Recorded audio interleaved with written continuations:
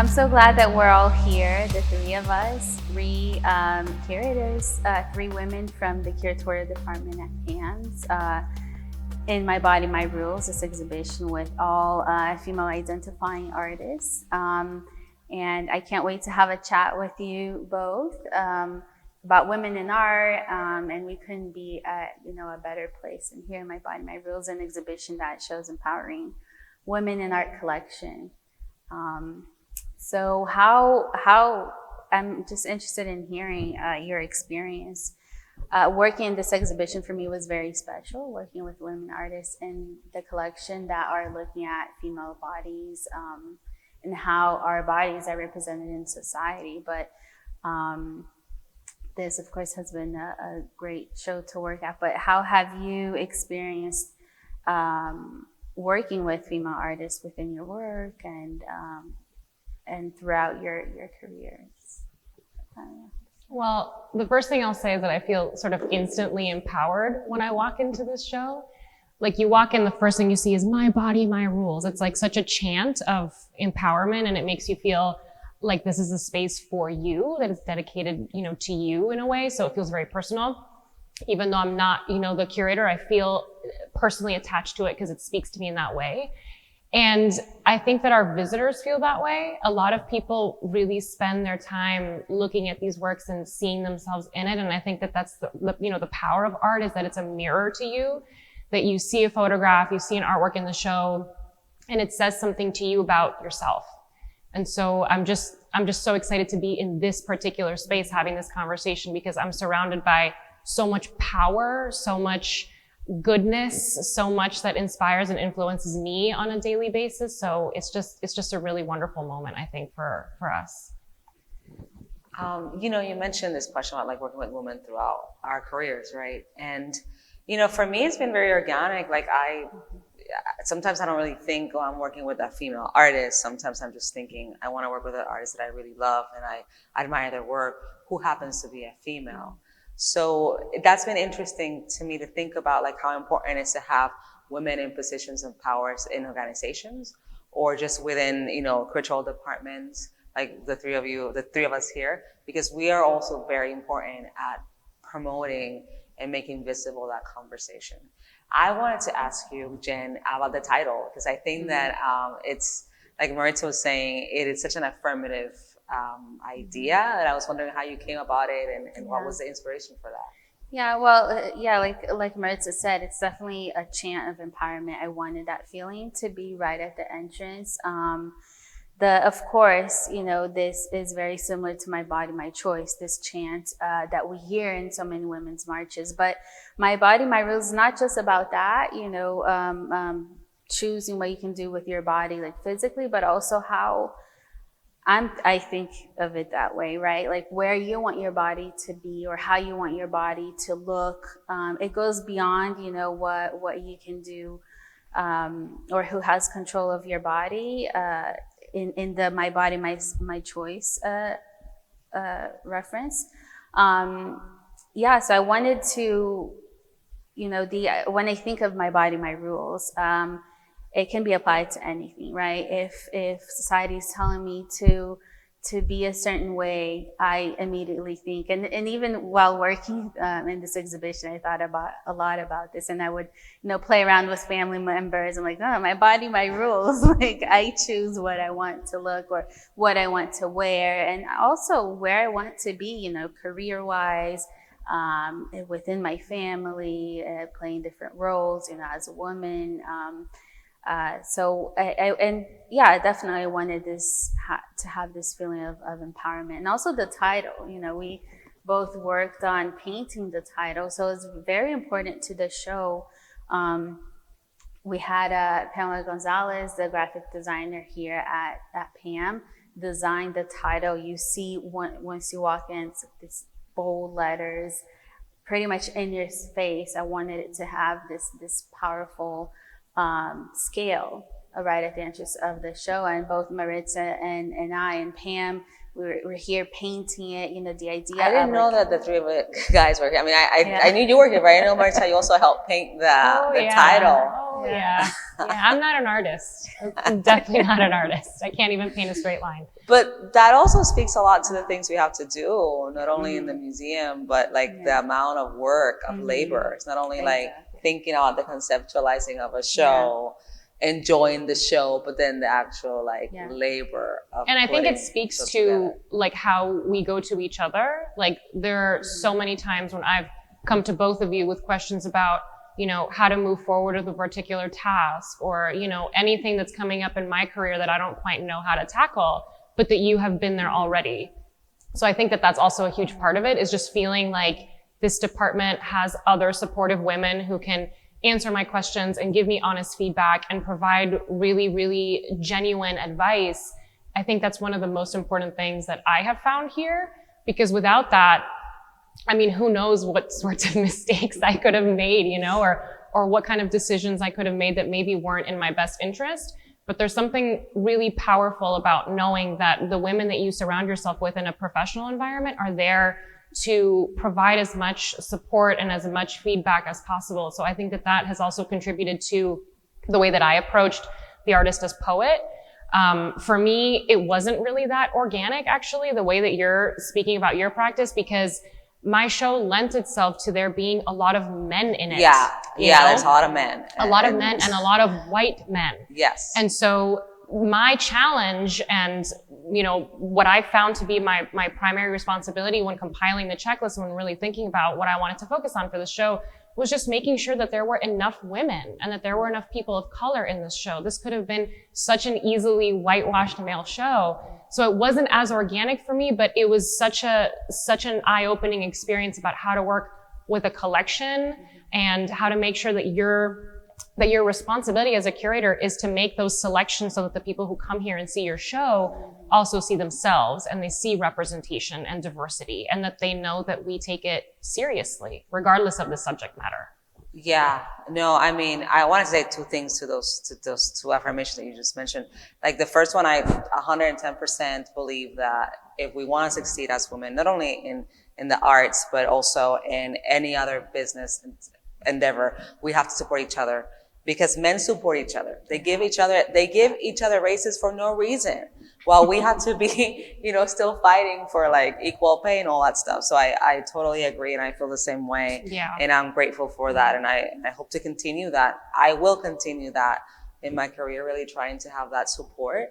But also, I remember actually talking to both of you. Like Jen and we talked about that wall with the photographs and the nudes, and let's put more people of color in that wall. And then with the whole thing with your show about, it's there's a male there that it's, you know, too much. And I know you, so I know that this is not really what you're interested in at your core. So yeah, and it's funny how that can get lost, and how sometimes it takes another person to be the one to point it out for you.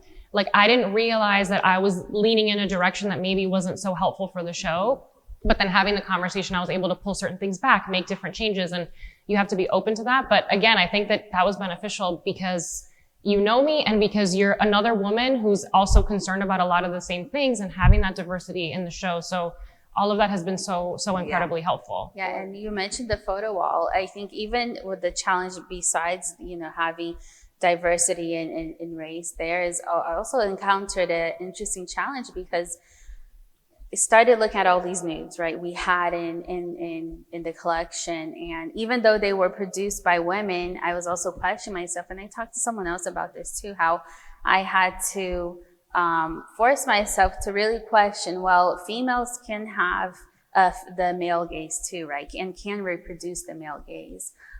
So are these works, it's just a matter of questioning and really digging in more into that research and make sure it's taking that position of female empowerment, as opposed to just, repeating the story of the male gaze, right, within art history. So it's always interesting. I think it's great. And like Maritza too, she talked to you and you helped out within the exhibition. I love that you have, it works organically for you, but I think a lot of times I'm constantly questioning myself, like, why am I not thinking about women artists? And it's so important to keep checking yourself, within shows. I mean, to me, I'm a woman, and this is very important to me, but because I think, the art market and everything around you can be so powerful, you don't want to get lost in that, right? So it's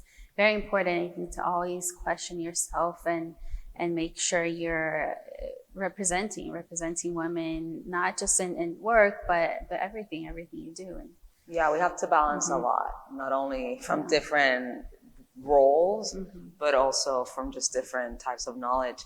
And yes, some things have come out organically, but for Ally with Power, the show that's up right now, I did make a conscious decision of starting with women. So you walk in and you see Kara Walker, Natalie and Pierre, Deborah Roberts. That was a very conscious decision, because I really think that women are very important in thinking about ideas of power, as we're talking about, but also the future. And also right now, there's a lot of stuff going on, and women have been in both sides of the aisle. Women have been the ones pioneering and advocating for everything. So I that was a very conscious decision. So, just full disclosure, some things come organic, but then other things, yes, you have to check yourself. You have to always be on top, because things are changing and very rapidly. When we think about gender, I really like when you started this conversation, female identifying, because that's so true. And often not because you have a particular body part doesn't mean that you don't identify with a particular gender, and so on.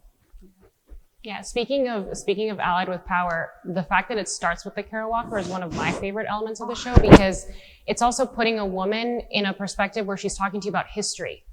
And history is always sort of the story of the victor, right? It's the story of whoever won and whoever has the luxury of being able to tell back what happened. But to put this woman, at the very beginning of the show and giving you this moment of African American history, and that's what starts the show, I think it says a lot about what you're going to experience. I mean, I've already watched the show, so I know that. But as a new viewer, you are really put, I think, in a really interesting headspace. And so the fact that it was a conscious decision, I love that. But it makes me feel like, oh, okay, I got that. Okay, great. I kind of picked up on that, And at the end of the day, we're also viewers. We're also visitors. We're also people who enjoy each other's exhibitions. And so, that was a moment for me that I really enjoyed, because it set me up in a completely different mindset than if you had started the exhibition with maybe a male artist, for example. Yeah, that was not gonna happen. Yeah, that was not gonna happen. No, I don't see the point. It's kind of overdone, Yeah. Been there, done that. Yeah. It's very interesting being here, talk with other curators in the department. Actually, we have a small department, just 4 curators, and so you're seeing 75% of the department that is all female. And I remember when I started working, and that at that time I was told once, different context, different country, but we're gonna go talk to a male, a powerful figure. Make sure that you look good. Make sure that you wear makeup. Make sure that you, flirt if we have to flirt. And not only that, but even also in the installation process, often you're the woman leader, telling our crew of men, where to put stuff. And sometimes, you have to. I learned very early on how to negotiate all those things. And I was wondering if you guys had a similar experience, and I hope not, since I'm older. I'm the older one in the group. But I think if it is, I think it's definitely. And I've heard that from women too. From women telling exactly that, former bosses that, you have to seduce, or I was powerful because I did this. I would dress up, and working with men around me. And not only within the workforce, but also in society. Brazilian grew up between here and Brazil, and I think in Brazil I heard a lot more than here. But always, whenever women were victims, I remember, having an incident within the neighborhood I lived where a young girl was abused. And I heard from a mother not the mother of the girl, but saying, well, you know, she walked with short shorts. So there's never that. There's always this place of trying to, you know, point fingers, right? And the woman is responsible, the girl is responsible for whatever happens wrong. If she can't get a job, it's because she didn't dress up, and then you know, seduce the men and to get that more, you know, powerful position. Or obviously within the abuse victims, this always happens, or pointing fingers, like what did she do wrong? And it's never the other way. So it's very frustrating, like growing up hearing these things, and yeah, even from the simplest thing of what you should wear to you cannot do this because, yeah, to the toys. You know, I talk a lot to my sister and my niece and nephew, try to buy them toys that are not gender specific, talk a lot about that. But it's still, it's very absurd to me how these topics are still so relevant. You know, you still see people talking about how pink is for girls and blue is for boys. Like, aren't we past that? It's just, it really drives me crazy. We're fed these things from such a young age. Yeah. And I don't think that enough people talk about the amount of work that it takes to unlearn that. You know, Yeah. it's a conscious effort. And I consider myself very lucky in that I was raised by a very progressive family in that way. And my father has always made me promise that no matter what I do, it cannot be because I'm a girl. He's like, you do whatever you want, regardless, and you put yourself in whatever space you feel is a space for you, and you have to, you know, just have that confidence in yourself regardless. But I know that not everyone has that in their life, and so to unlearn all of that behavior that is taught to you from such a young age is really hard. And also just remembering that different things empower different women. You know, like I feel empowered in a bright sequin skirt and sneakers, whereas some women feel a lot more empowered in a pencil skirt and heels. Everyone has to show up as authentically as they can in order to take up space. You know, you bring that folding chair, you make space for yourself, you take it up. And that's always the advice I try and give young women, because we're always taught to stay quiet and to be charming and to be, you know, to take up as little space as possible. And that's what makes us likable. But I don't think that likable opens doors. I don't think that it's authentic. I don't think that it serves you. You have to be the best version of yourself. So I just think that one of the most important things to, you know, reiterate to young women is to show up authentically and take up space. You know, take up as much space as you feel is necessary for yourself, and to take up that space without any fear of repercussion. You know, so many times we're told to take up as little space as possible.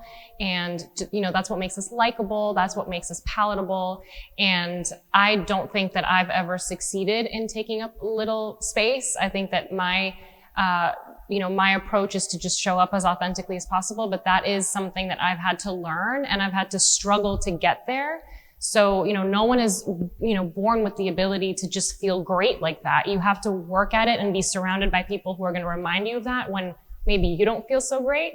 And as women in a place like this, you know, we have this incredible platform to tell our stories, through, you know, creating exhibitions and through incredible artwork. And that allows for people to see themselves in the work that we do, see themselves in, you know, our profession. And if for whatever reason they didn't see themselves in a place like this before, maybe they do now. And I think that that's what it's all about for me. Definitely, we have a great opportunity here and a great platform in terms of, like, through artworks, very much kind of sharing and presenting different points of view, because none of these issues are settled or is like one is right or another one is wrong. It's just about presenting different perspectives through a really creative way. Like, one of my favorite artists actually behind me is the Celia Sanchez, who's an artist from Cuba, now in Puerto Rico. And just like, I really love that you include her in the show, because, you know, for me growing up in the Caribbean, women's bodies and all that, I mean, I won't go into all the details, but when you mentioned your family, it took me back to my upbringing. You know, I thought that I grew up in a very progressive space, which I think I did. You know, my mom was like the breadwinner, the worker, but my dad always used to say, I have so many women in this house, because we were 4 girls and a boy, and this house is always dirty. you know, and which is not the most progressive thing to say. Of course, my mom was able to get more help to clean the house because she was working and she couldn't do it. But when I think about that and people like Celia in that environment of, you know, Puerto Rico, where women were trying to assert themselves and prove their worth and equity and power.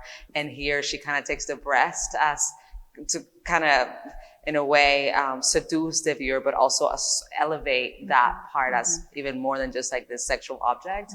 It really takes me to a really kind of happy place just by seeing it. So thank you, Jen, for including it.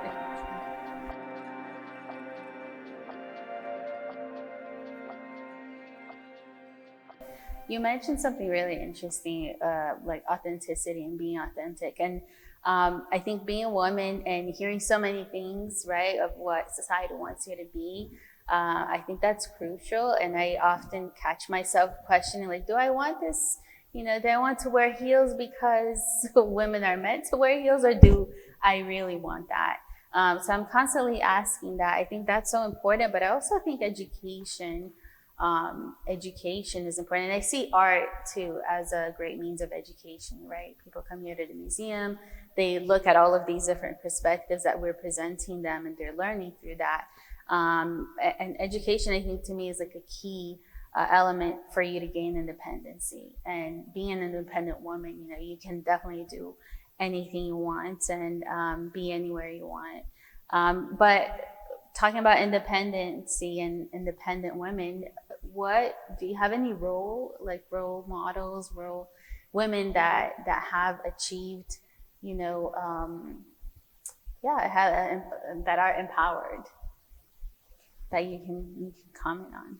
You know, I wanted to add that I think education, but also resilience, because, you know, there's always going to be a moment that that things are not gonna go in the best way that we want it to go. For example, I always think about people like Sonia Sotomayor in the Supreme Court Justice. I always wonder, when I'm in doubt or when I'm in a room full of men, I'm always wonder, how does it feel to be her surrounded by all this, you know, other individuals in the room. So, and that certainly is a place of power. And also I'm sure that they had a lot of moments of resilience of feeling a little bit down, but you just keep going. I mean, right now we have Kamala Harris as the vice president, which I think it's huge in terms of, you know, she being a woman of color, being also multiracial. So it's like, certainly a lot of people are looking at her and seeing that they can be that. I just hope that it's not just only representational politics. You know, I do hope that, you know, she being there also brings more progress for us women in the workforce and also in our personal lives. Because I do think that, you know, there's a history, like when you think about Margaret Thatcher, she was the first, you know, women prime minister in the UK, but she was known for creating very conservative rules for women and not being a champion of women equality. So I think that I'm hopeful and grateful, but, you know, we still have to hold ourselves accountable. Just to add to that, I mean, I agree. I think it's really important to have women in positions of power, not only to represent us and to, you know, let us aspire potentially to those positions. Sometimes you can't be what you can't see, right? So now there are so many young girls who are going to grow up in a country where they never knew what it was like to not have a woman vice president.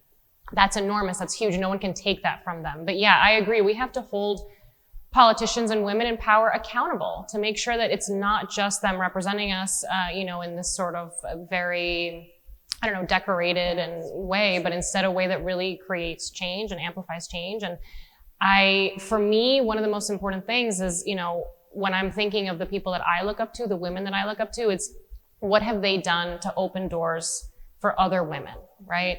And what I strive for is to, you know, whatever door I'm able to walk through, I want to make sure that I leave it wide open, maybe even open it a little wider, like break down the walls, make it really wide, put some neon signs, you know, so that women know that this is a space that, you know, that they have conquered and that they can continue to conquer, right? So, you know, I look to both of you as role models for me. And I mean that from the bottom of my heart, because I see the two of you really working in such an authentic way and always expressing your opinion and always feeling like this place belongs to you as much as it does to any other man that works in this institution. And that gives me the power to then say, well, you know what, then I'm going to say whatever I want too. And I'm going to take up space too, because I've seen it happen. It's so much easier, I think, to think of yourself as someone walking into a meeting really, really confident. Maybe you're interrupted 2 or 3 times, as happens to women all the time. But when you see other women in the same space as you know, working in that way and presenting themselves in that way, it gives you permission that you didn't know you needed.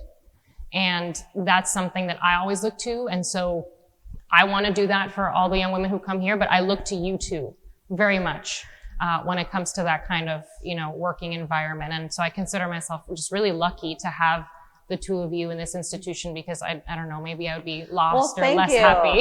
And the feeling is mutual. I think that, you know, like, we're also learning from example from other people, but also from younger, like you are as well. Like, we're also, I think that's part of the sisterhood, is it's really knowing that you can learn from every single person, but that as women, we should support each other. And we should, you know, kind of continue striving forward together, because that's the way that we're going to move forward. And I think that we're very lucky, because in our industry, there is a lot of women. So there's a lot of people, you know, even within our museum, other women that we look up to and that we are certainly see as example. I mean, for me, what I respect the most is women that live their life that they want to have. Because I always think about, I don't know, and it still happens today, like women that didn't want to do, I don't know, didn't want to get married, or didn't want to have children, or wanted to have children, but they couldn't because they were told that if they had a career, they couldn't have a child, you know? So for me, I think that really striving for that, for having the life that you want to have, for me, it's the most important. And they're writing their own story. Exactly, which is my body, my rules. My body, my rules, yeah. Exactly.